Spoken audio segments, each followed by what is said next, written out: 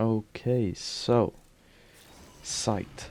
I actually used him when I came back to the game, and I really didn't think he was very strong. Obviously, I was very wrong. I just didn't know the synergies that he had. Um, but yeah, very quickly, his first ability, it gives him infinite punch through. It allows him to shoot people that are 110 meters away. Um, with 190% range, it's like pretty ridiculous. Um, I'd recommend making your energy colors like either a red-ish or a green. Um, I think those colors are going to be the easiest to see. There is a bit of issues for me at least with like clutter and being able to see some of the highlighted enemies. Um, but once you play with it a little bit, it's not too bad. I think I've done like 3 or 4 site runs now with basically almost the exact same build. I really haven't had to change much. Um, I yeah, I just got used to it. It really wasn't that bad. I chose like a lighter red. Maybe a darker red would be nice. But it's all up to your preference. Just I recommend red or green. They're pretty good. Um, yeah. 2 is resupply. This is your everything basically. Yeah, it's pretty ridiculous. You can put any DOT onto any weapon that you want. It's pretty silly. We're using it to put on electric on our Sobek, and then every time you kill something, acid shells will proc with the electricity dots, and it basically creates like a small nuke. I say small, but it's very comparable to Sarin Sobek nuke. So, um, yeah, I think most people even run more electric shards than I do. I think the normal arbitration setup is for 4 shards of 4 electric shards. I was running 3 because I felt that was more than enough. If you have a 60% Sobek and you're running 4 shards, then I guess you're just gonna be like spawn killing people. But I have like a 25% Sobek with 3 shards, and it's perfectly fine for me. Um, yeah, just resupply with electric. Some things you need to know is that you can't be running clip delegation on your Sobek. You need to change it for galvanized diffusion if you don't already do that. I personally don't like clip delegation, but it does give more multi-shot technically.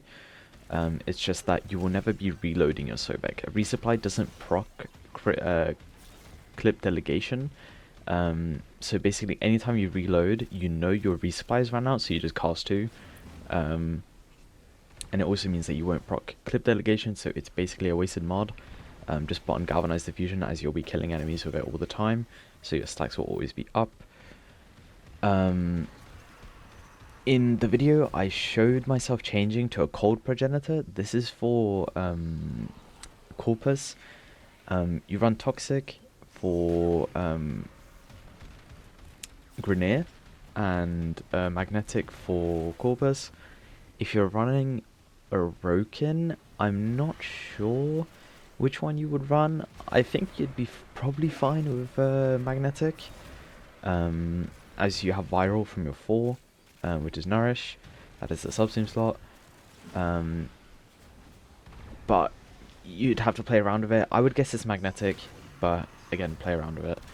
As I was saying, the Subsume slot is definitely Nourish. I've seen people run Bright Bonnet, and I guess that would add to his consistency, because you could run a higher strength, high duration build.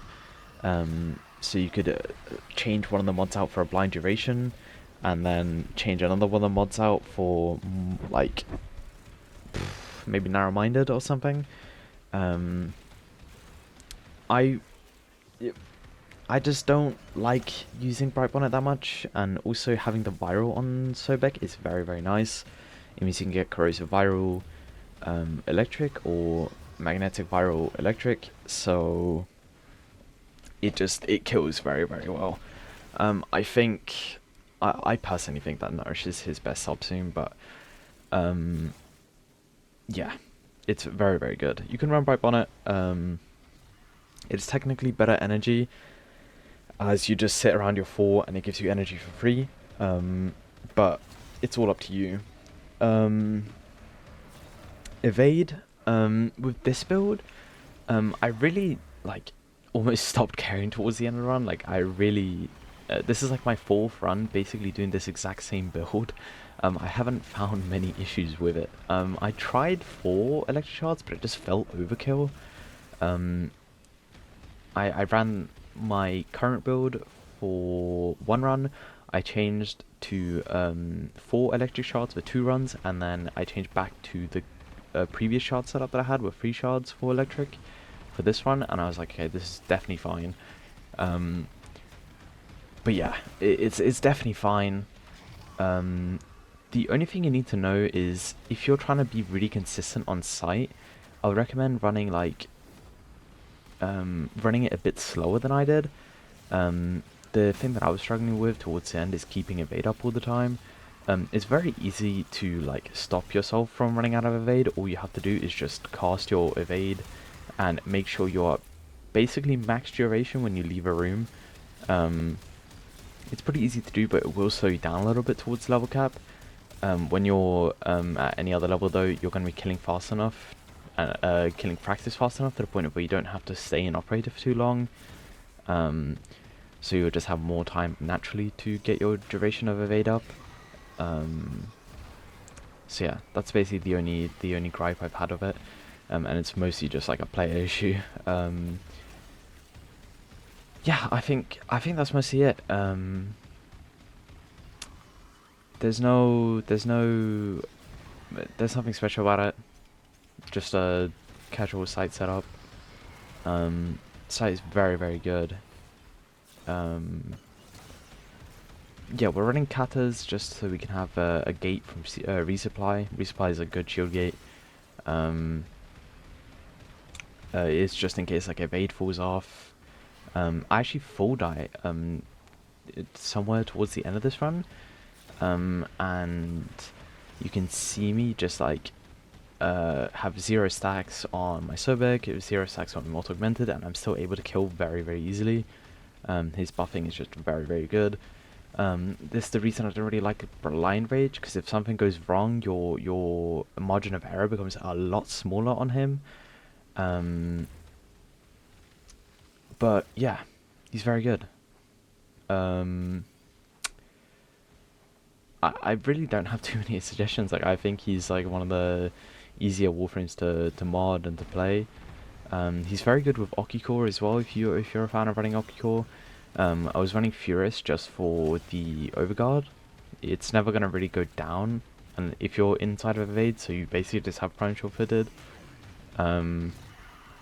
And yeah, Predot's just there as a movement stat stick. Yeah, there's really not many issues with him I can bring up. Like he's very, very good. Yeah, just keep your headshots up.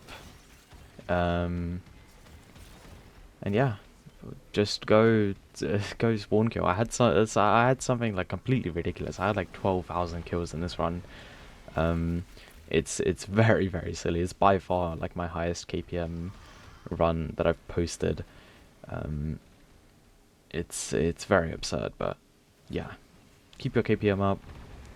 Make sure to hit your headshots. Play more consistent than I do. Don't be lazy. And yeah, Nova should be next. I'll